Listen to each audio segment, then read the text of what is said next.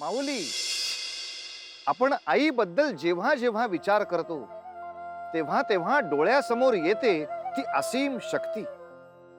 आपल्या मुलांच्यासाठी वाटेल त्या संकटाचा सामना करू शकणारी असीम शक्ती. त्या शक्तीचा आवाका एवढा मोठा असतो माऊली, की जगातली कोणतीही शक्ती त्याच्या समोर हार पत्करेल. अमृतापेक्षा मधुर, पाषाणाहून अधिक कणखर आणि चंद्राहून अधिक शीतल अशी असते आईची माया.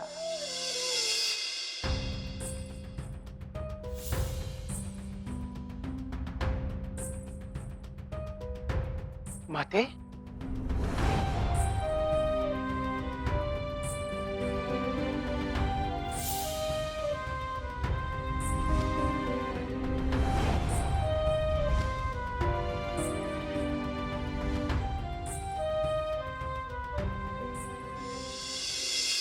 प्रणाम युवराज.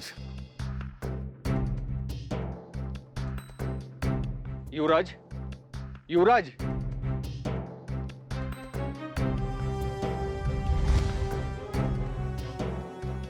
काय झाले? काही नाही. सेनापती, आपण ज्या कार्यास गेला होता त्याचे काय झाले? या गावातील एका घरी आपली मुक्कामाची सोय झालेली आहे, परंतु परंतु त्या घरात नुकतेच एक बालक जन्मास आले आहे व आजच त्याची 5वीची पूजा देखील आहे. सेनापती, ही तर आनंदाची बाब आहे. आम्हाला आवडेल त्या कुटुंबाला भेटायला. जशी आज्ञा.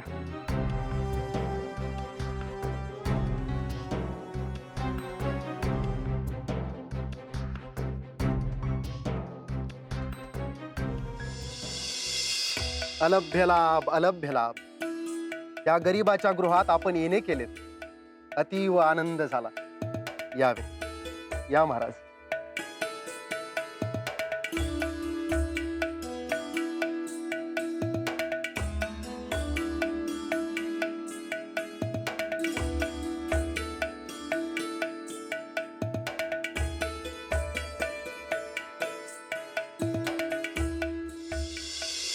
रमाकांत, आमच्या मनी एक शंका येते आहे. आपले गृह अशा रम्य ठिकाणी असून देखील या गृही ही भयान शांतता आणि हे औदासीन्य का? यामागे काही कारण? होय महाराज, अचूक ओळखलेत आपण. ही शांतता, हे औदासिन्य, हे सारे शापित आहे, जे दुर्दैवाने माझ्या नशिबी आले आहे. खूप पूर्वीपासून ह्या घराला जणू शाप आहे, पुत्र वियोगाचा. हे घर पुत्रहीन आहे. आजवर मला अनेक वेळा अपत्य प्राप्ती झाली, परंतु त्यातील एकही अपत्य जिवंत नाही राहू शकले. त्याहून दुर्दैवी बाब अशी, हे प्रत्येक अपत्य 5वीची पूजा झाली की त्या पहाटेच या जगाचा निरोप घेत असे. काय? किती विचित्र योगायोग आहे हा. होय महाराज. काय तर देवी सटवाई येतात 5वीच्या पूजेला, अपत्याचे प्राक्तन लिहून जातात. ते काय लिहितात हे आजवर समजले नाही आम्हाला. कारण ते पाहायला दुसऱ्या दिवशी ते अपत्य जिवंत नसते. कधी कधी वाटतं तर सटवाई देवी आणि जिवती देवी यांना भेटावं आणि विचारावं, असे काय पाप घडले या हातून, काय प्रायश्चित आहे ते तरी सांगावे. कधी थांबणार हे दुष्टचक्र? रमाकांत, शांत व्हा. असे निराश होऊ नका. आम्हास समजले आहे की आजही आपणाकडे 5वीची पूजा आहे, होय ना? होय महाराज, आजच आहे. आणि मी मनोमन अशी प्रार्थना करतो की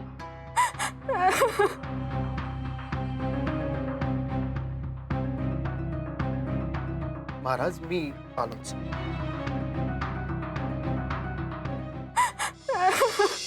रमाई, शांत हो. आपल्याकडे अतिथी आलेत, त्यांच्या समक्ष असं कसं शोभेल? अहो, माझा जीव घाबरावतोय. असा सूर्यास्त झाला की माझं मन सैरभैर होतं. घाबरून कसं चालेल?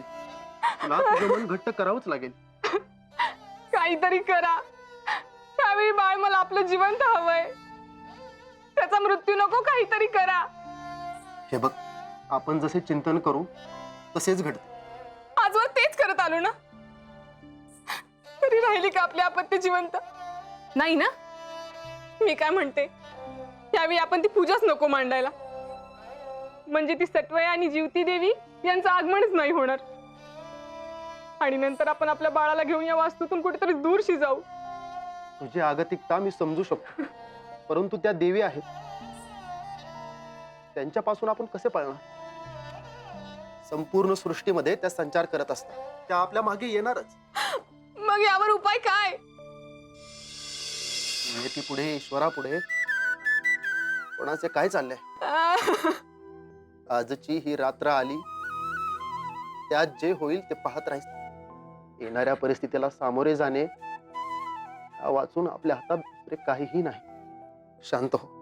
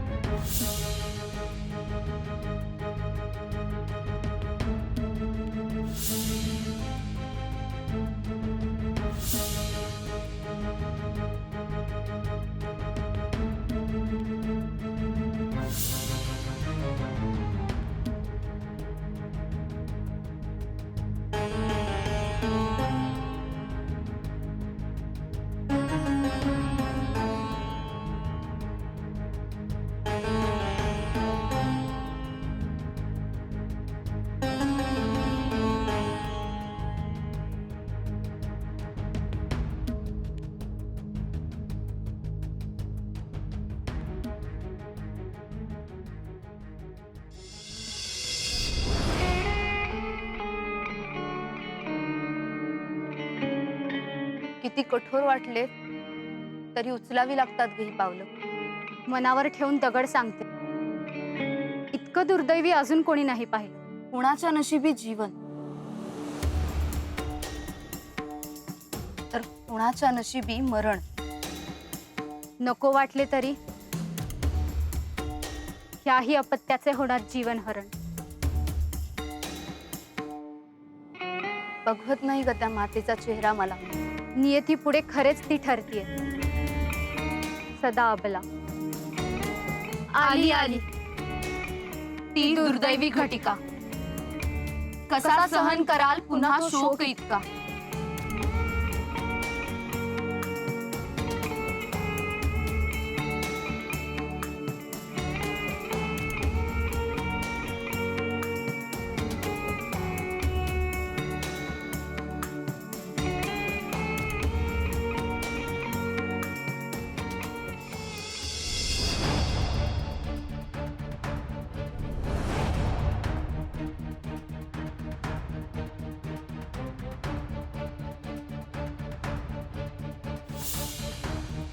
बघ बघ सटवाई, कसे समाधानी दिसते आहे हे बालक. अखेर महानच म्हणावे त्याचे पालक.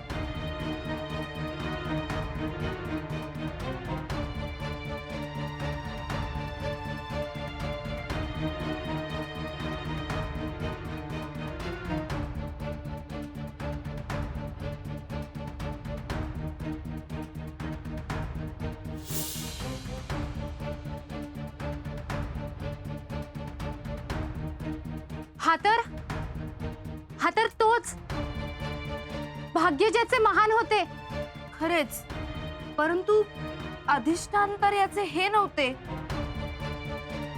नियती कोणास कुठे घेऊन येईल जाणता येत नाही. या बालकाचे आता पुढे काय होईल हे देखील सांगता येत नाही. आता आपण काय करावे हा पेच आहेच. आपल्या समक्ष आपले ध्येय स्पष्ट दिसते आहेच. तसे नाही. जर आपल्याला त्या नवजात शिशूचे हरायचे असतील प्राण, तर ओलांडून जावे लागेल या तरुणास जसे उंबरठ्यावरील माप.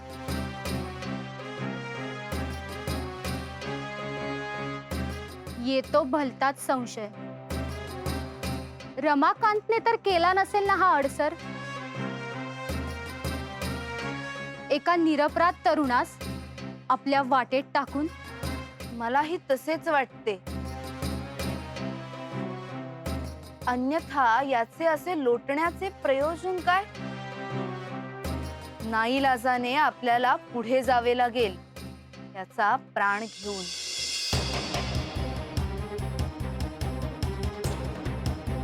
कोण कुठले रे तू बालक? तुझा मृत्यू तुला इथे घेऊन आला दुर्दैवाने. अखेर हे नकोसे कृत्य घडवावे लागते आहे जड अंतकरणाने.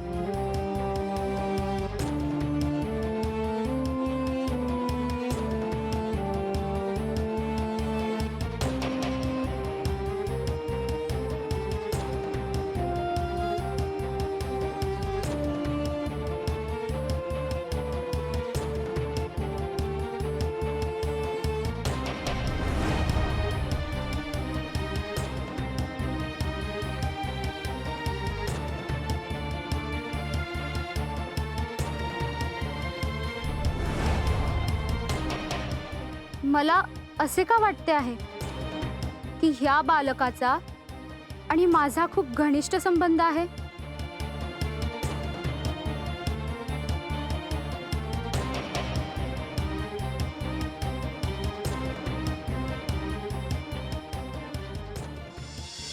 थांब कटवाई. तू याचे प्राण हरू शकत नाहीस. काय? आजवर तू मला कधी असे अडवले नाहीस. त्यास कारण आहे. मला माझ्या दिव्य दृष्टीने ज्ञात झाले आहे की हा तोच बालक आहे ज्याची माता न चुकता दर शुक्रवारी माझे व्रत धरते, पूजा करते. हे नवसाचे मूल आहे. असेल, परंतु आता तो आपल्या कार्यात अडसर ठरतो आहे. त्याचे काय? पण आपण त्या मातेच्या पूजेचा अपमान करतो आहोत. त्याचे काय? जी माता न उतता न मातता आपली पूजा करते आहे. हा वसा तिने सोडलेला नाही. मनोभावे तिने हे व्रत जपले आहे.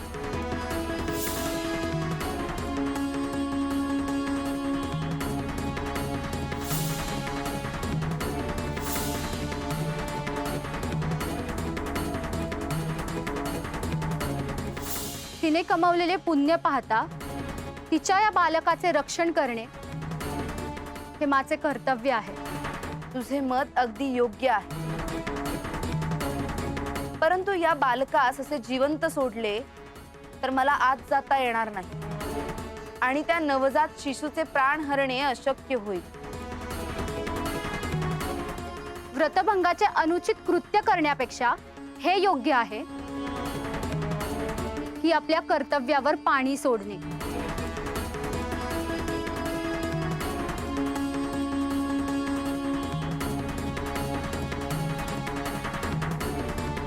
सत्य आहे. या अजाण बालकास ज्ञात देखील नसेल की त्याने कुणाचे तरी प्राण वाचवले आहे.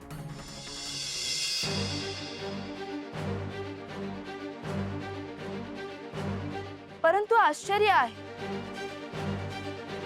इतके कठोर व्रत करून देखील या पुत्राच्या मातेस पुत्रसुख नाही. शंका योग्य आहे, परंतु आता तिचे वियोगाचे दिन अधिक काळ उरले नाही.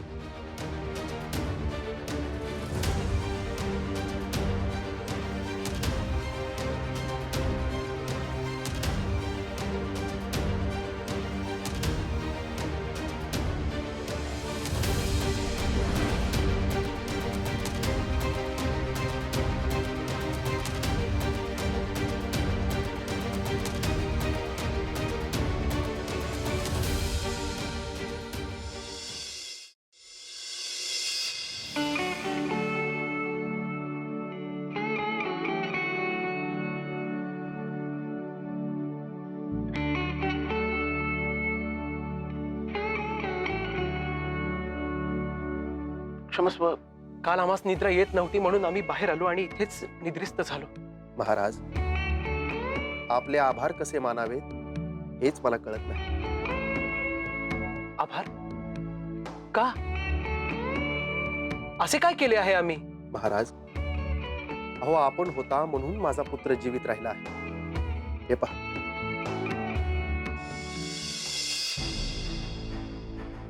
आपण वाटेत असे निजलात म्हणून सटवाई आणि त्या जिवती देवी आपल्याला ओलांडून आत येऊ शकल्या नाही.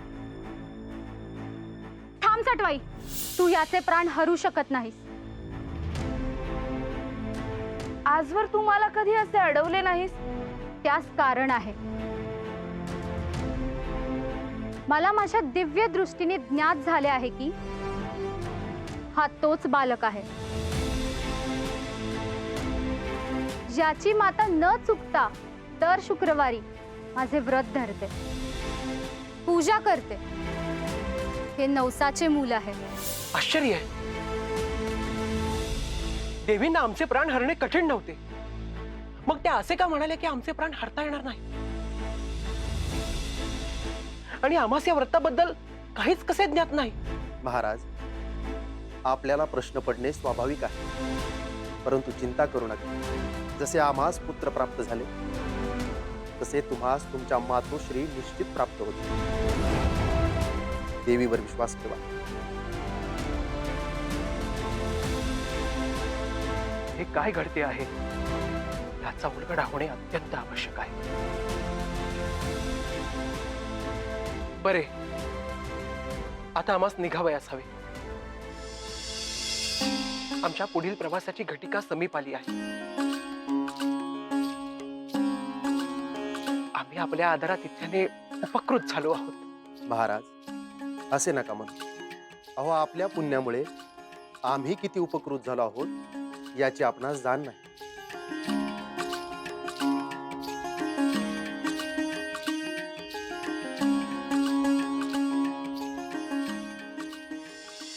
बाहुली, तहानलेल्याला पाणी मिळू नये हा नियतीचा आवडता खेळ आहे. ज्यांच्या पदरी अपत्याचं सुख नाही त्यांना ते प्राप्त झाल्यावर देखील त्यांच्यापासून हिरावून घेतलं जातं. आणि हे जर विधी लिखित असेल तर त्यापुढे मात्र आपण हतबल असतो. परंतु असं कधी होऊ शकतं का माऊली की अनावधानानं आपल्या हातून एखादं कार्य झालं आणि त्याच्यामुळे नियतीची चक्र फिरवली जाऊ शकतात. नियती जे घडवेल ते उघड्या डोळ्यांनी पाहायचं.